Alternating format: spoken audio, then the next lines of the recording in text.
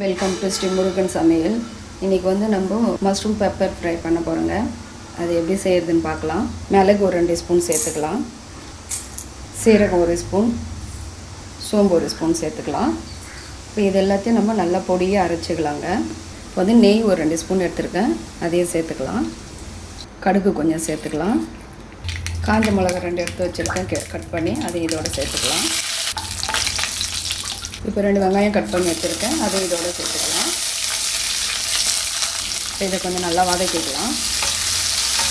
வெங்காயம் நல்லா வதங்கிடுச்சு. இப்போ இஞ்சி பூண்டு பேஸ்ட்டு சேர்த்துக்கலாம்.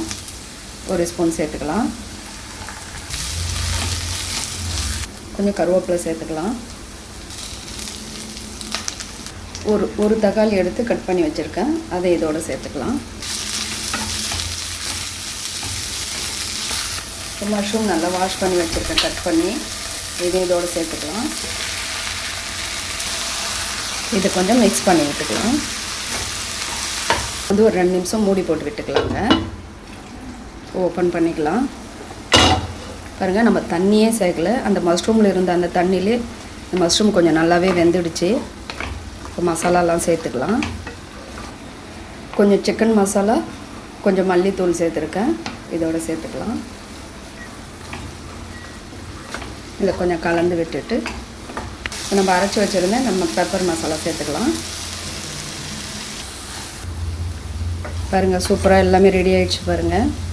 இது வந்து லெமன் சாதம், தக்காளி சாதம், இது எல்லாத்துக்குமே நல்ல ஒரு சூப்பராக சைட் டிஷ்ஷாக வச்சு சாப்பிட்லாம். நல்லா டேஸ்ட்டு நல்லாயிருக்கும். கொஞ்சம் சீக்கிரமாகவும் செஞ்சு முடிச்சிடலாம். இது மாதிரி நீங்கள் ஒரு டைம் செஞ்சு பாருங்கள். நல்ல ஒரு காரமாக நல்லா சூப்பராக இருக்கும். இப்போ இதை ஆஃப் பண்ணி வேறு ஒரு பவுலுக்கு மாற்றிக்கலாம். இதை அப்படியே மாற்றி வச்சுக்கலாம். இதில்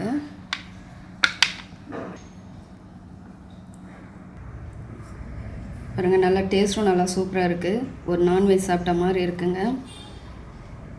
இது மாதிரி நீங்கள் செஞ்சு பாருங்கள். இந்த வீடியோ உங்களுக்கு பிடிச்சிருந்தால் லைக் பண்ணுங்கள், சப்ஸ்கிரைப் பண்ணுங்கள். தேங்க்யூ.